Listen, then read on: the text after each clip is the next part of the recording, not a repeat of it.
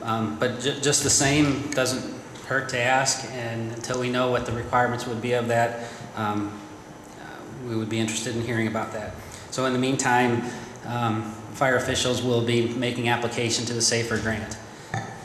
So those are the terms. Now the other part of this is that we are scheduled to be back before the judge on April 14th, the day before the layoffs are to officially take place. So we'll keep you posted on that. Another item having to do with the stimulus funds. There are almost daily interpretations of the funds. In fact, one of the elements within the fire service has to do with new construction of fire stations, the rules of which are still being drafted, as well as the SAFER grant, and to our knowledge, applications are not yet available for those funds. So that and many, many other of the programs, the rules are yet being determined, and those that have rules those are being amended. And we're getting hints that it's possible the initial stimulus funds awarded through the Metropolitan Planning Organization, NOACA, the $1.7 million for Route 57 may be in question. It's being questioned whether change orders or projects that are already under construction may not be eligible. That's still being determined yet, and we don't yet know. To be prepared for that possibility, there's all the more reason for us to take action on West River Road. We had considerable discussion at the prior committee meeting about its importance and how quickly we need to act.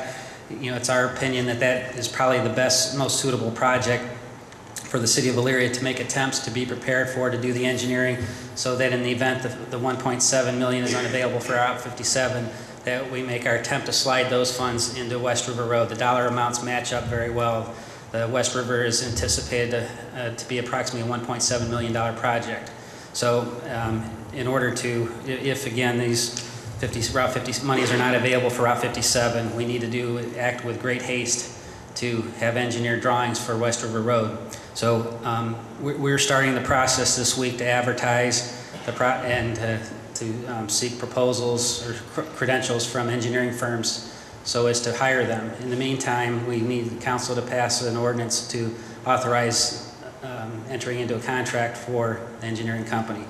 We anticipate typically the engineering costs are around 10% of the construction, which would suggest it'd be around $170,000. So we'll have to discuss how we would pay for those funds, whether we would borrow those over a multi-year period, or whether we would pay for them entirely out of the license plate funds. So that would need to be discussed at your discretion, Mr. President.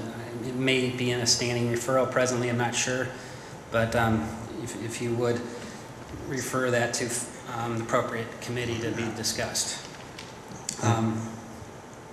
Okay, Mr. Pileski, I believe, will be describing the latest read on our revenue and perhaps it's the projections.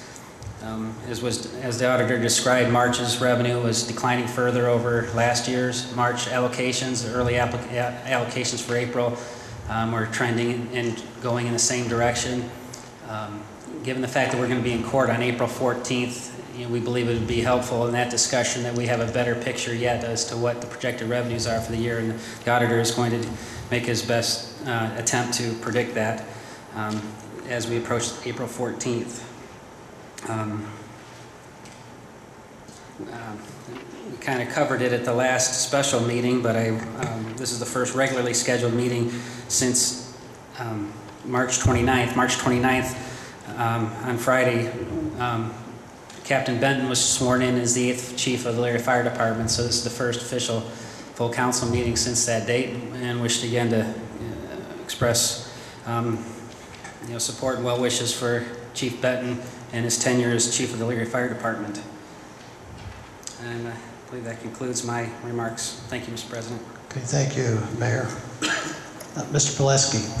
Thank you, Mr. President. As you know, we receive distributions from the Regional Income Tax Agency on the 1st and the 10th working day of each month. Our April 1st distribution came in and it was down 18% as compared to April 1st distribution in 2008. In the general fund, that amounts to a little over $200,000. In the police levy fund, close to $35,000. So for the year-to-date numbers, We are down 9.43% for general fund income tax, 9.14% for police levy fund. My projection was a drop of about 4.3%. Right now we're down 9.4%, so I'm going to wait and see what the second distribution brings. And typically the May 1st distribution is one of the largest because individual payments will kick in there. But more than likely I'm going to be submitting a letter to the Lorain County Budget Commission lowering my estimate, which means we're probably going to have to cut more money out of the current appropriation. So the numbers continue to fall. What we're seeing now is some companies were doing quite well all the way up until the fourth quarter, and then they started experiencing tough times and they overestimated their net profit payments. So we're now having to refund some of those payments back to them. So that's one of the reasons why we're down. But you know, the numbers certainly don't look good, and I will have to adjust it downward, I believe. We also have some numbers up there for March to show you what came in March.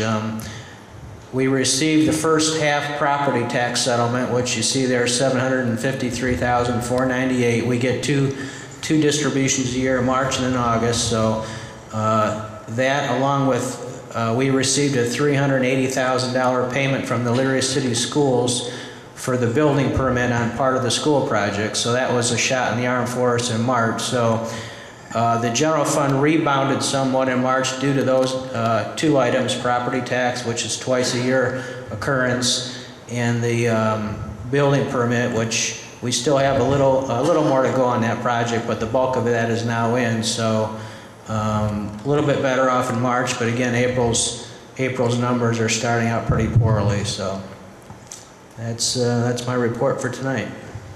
Thank you. Thank you, Mr. Plesky. Mr. Eichelon. Thank you, Mr. President.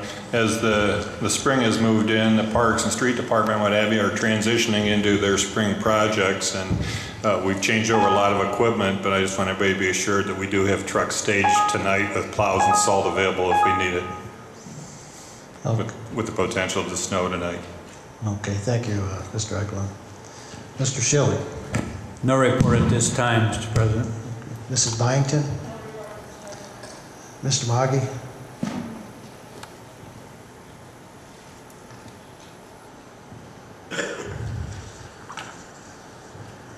Mr. President and Council, I just want to give some updates on our departments, what's going on. As an engineering department, we have been working from last year's project. We still have working about 10 projects, different like State Road 57, Middle Avenue Sewer, and other water main projects. Upcoming projects for this year, we almost have 15 projects, and the budget is, capital outlay for our department is almost $16 million between water and wastewater, not considering the streets and resurfacing and other funds. Our department has successfully obtained stimulus package money for two of the projects, which is East River Road project and Gateway Boulevard. Gateway Boulevard was kind of a surprise to us, but we have received about $600,000 for that project. And one of the requirements by ODOT is we had to do that in a house just to meet the time frame, because otherwise the stimulus package has such a strict time limits. We cannot go out and hire someone to get these plans done. And as you know, these plans had to be prepared as per ODOT standard, and to be reviewed by ODOT. It takes some time and efforts to prepare those plans in-house. I want to bring to your notice, Mr. President, the engineering department in 1999, when I was here at just before this administration started. We have about 14 people in our department. I know everybody is struggling, and we are too. Slowly we kept on losing our people, never hired anybody back, and kept on losing. At this time, we have 2 engineers, excluding me. I'm the third one. One time we used to have 4. In addition to 4, we used to have 2 engineering administrative support in office, and then 5 inspectors working outside. At this time, we only have 2 inspectors.